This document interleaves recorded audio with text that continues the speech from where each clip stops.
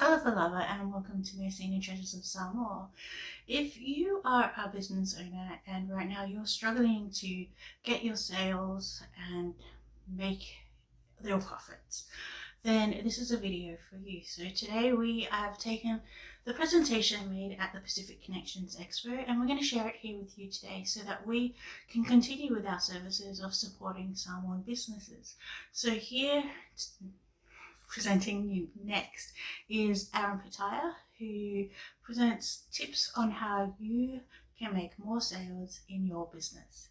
So tell us in the comments if this is something that you really need and if you'd like more of these types of videos. And enjoy the video. To give you a bit of background, I am of Samoan descent. I work in sales and finance and I've done that for the last 25 years. So that's a long time. I've worked for different finance companies. And I've also worked for some of the biggest brands in the world. I used to work for Beats, Beats by Dre. I used to work for them. I've worked for Sony and I've worked for LG Electronics. And I just wanted to share a couple of experiences that I had along the way that I found helped me not only in sales, but also understanding how finance can help you sell more is something that's really important. So I wanted to share with you if we can just a couple of things that I put together. The first one is a little experience that I had when I was about 14 years old. And this was the test of my sales ability. Why should I let you go? It's a question that my mother, being Samoan, always would ask me before I went out with my friends. And I grew up with some friends that had a lot of money. It wasn't something that we had in our household. And I would have to explain to my mum exactly why she would let me go. I would say to her, I'm going with some guys from church, they're really good people, we're going there with their father who's going to take us there, he's going to drop us off, and he's going to bring us home. And then it doesn't cost you any money, Mum, I've already saved some from my little part-time job that I had at KFC, and I'm going to spend my own money. And this, for me, was an ideas moment as I look back on where did my sales career start, was actually selling my ideas to my mum. I could tell her first why I should be able to go. And she was the biggest critic of me because she would sit there and say, well, wait a minute, what have you done in the house to make you get out? Have you done the chores? Have you done anything?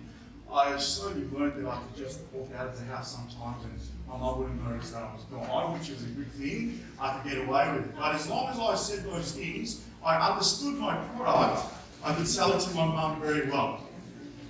Sometimes they elaborated a little bit on the truth.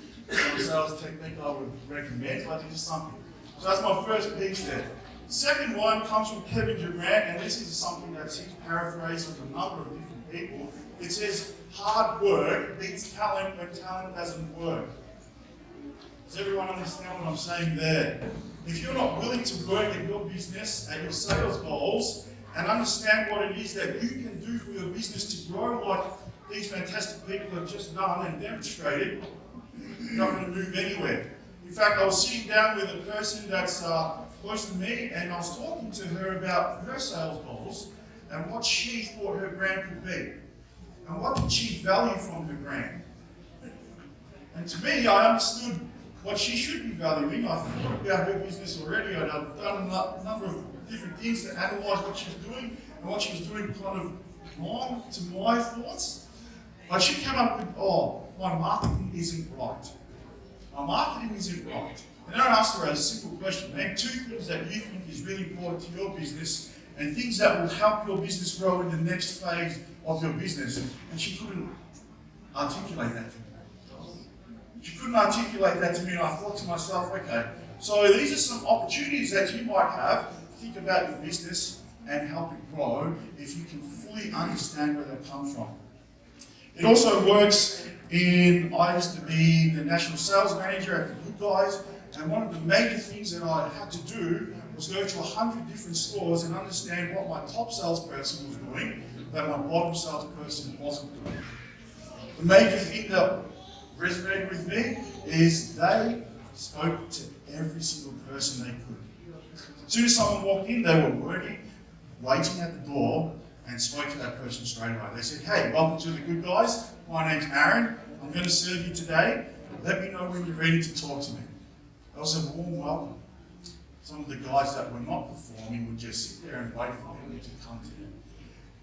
I would just suggest, as a personal note, maybe it's a better idea to go and welcome people and introduce yourself before they have to come and introduce yourself when working with sales.